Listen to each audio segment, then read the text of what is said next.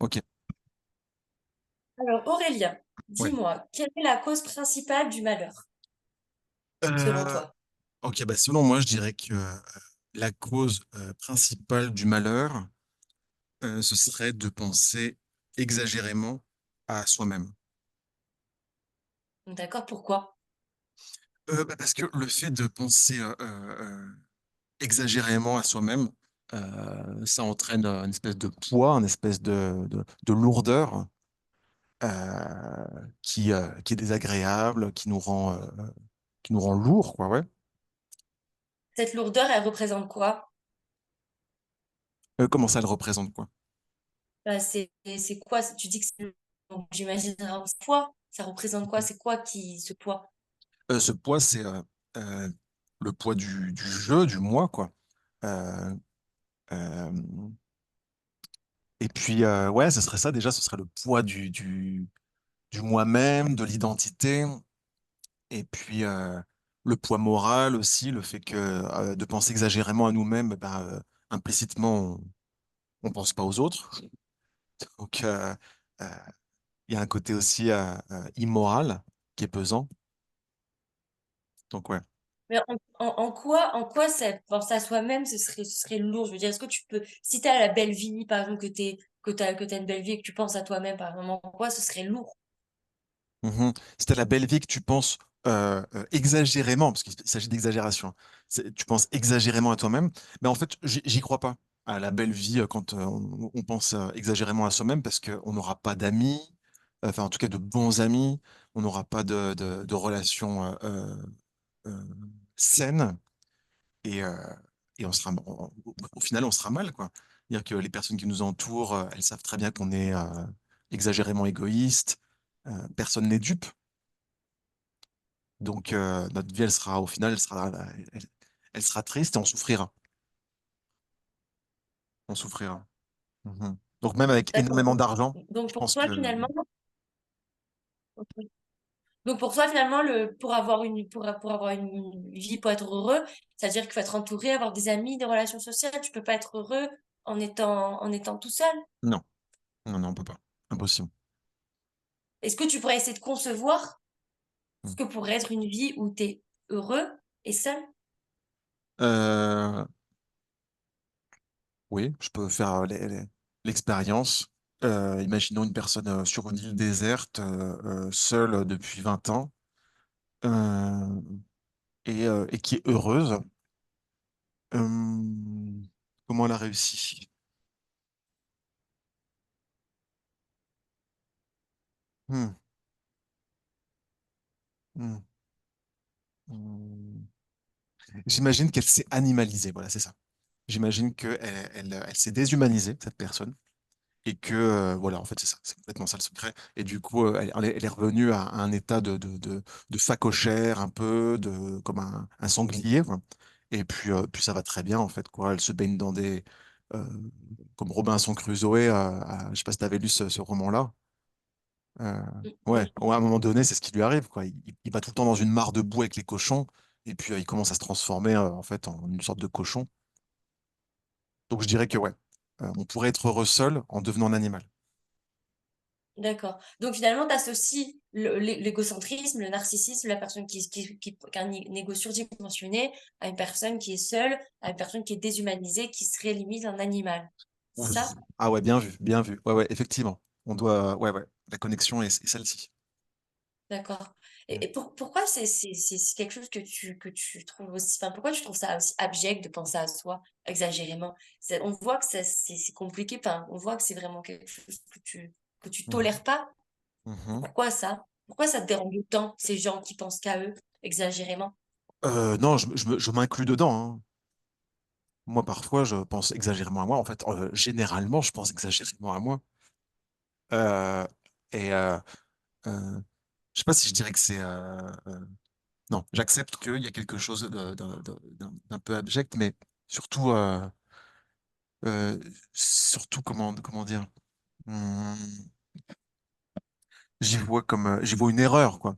J'y vois une erreur stratégique. C'est-à-dire qu'en pensant exagérément à soi, on se dit qu'on va se faire du bien, et c'est légitime, c'est complètement légitime. de vouloir en fait, on veut le bien, on veut son bien, mais on veut le bien, mais on se plante, on se trompe. C'est une mauvaise stratégie.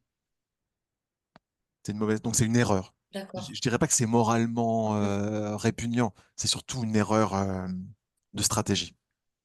mm. Et tu penses que c'est quelque chose qui se modifie, je veux dire, ou c'est définitif en général? Est-ce qu'on peut être exagérément égoïste tout le temps? Ou je veux dire, tu penses que il y a quelque chose qui peut faire en sorte qu'une personne qui soit exagérément égoïste ne le soit pas à un instant T? Ou est-ce que tu penses que c'est tout le temps, c'est quelque chose qui est figé? Hmm. Qu'est-ce que tu penses de cet état-là? Moi, je pense que ça se travaille. Je pense que ça se Ça se travaille. travaille? Ouais. Ouais. Comment ça se travaille, ça? Par l'altruisme et la compassion. Donc, le fait de prendre l'habitude euh, de, de, de pratiquer ce sentiment-là, cette émotion, je sais pas comment on l'appelait, mais de pratiquer le fait de sentir la compassion pour l'autre, sentir que la souffrance de l'autre, c'est ma souffrance, et puis le fait de sentir l'altruisme, sentir que je veux que l'autre aille bien.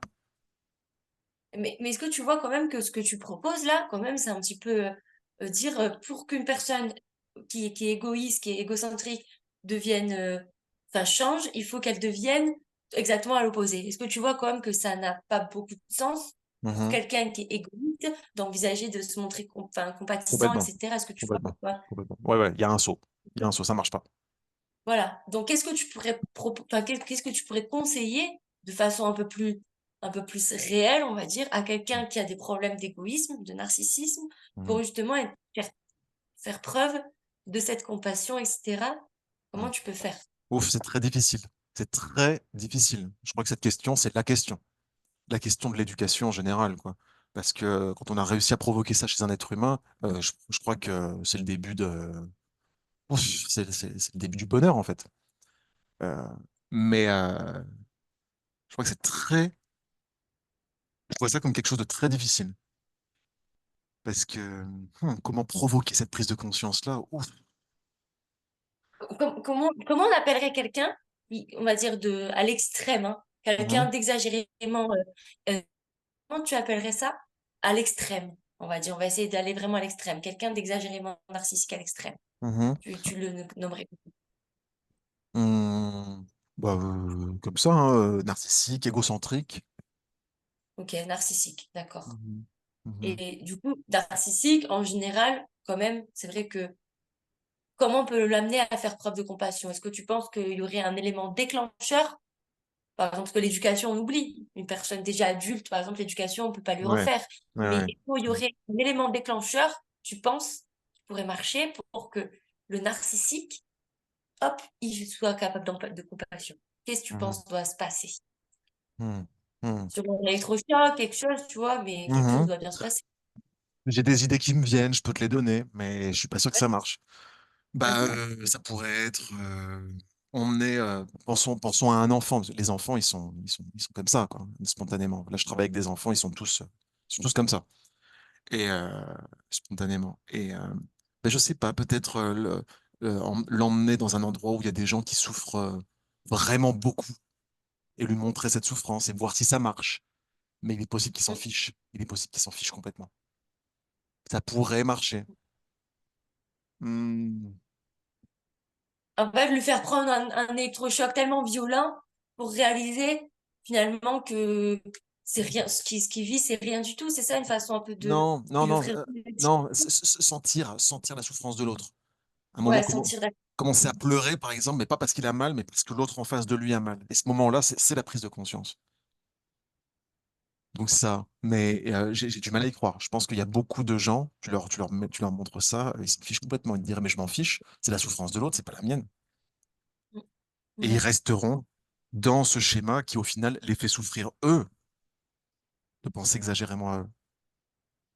Donc, bah, écoute, si un jour tu trouves même si tu as une réponse à ça, moi ça m'intéresse, quoi, parce que vraiment j'aimerais savoir Ouais. Mm. quelle Mm. méthode, quel truc pour provoquer cette prise de Tu- conscience. J'ai jamais trouvé non plus, hein.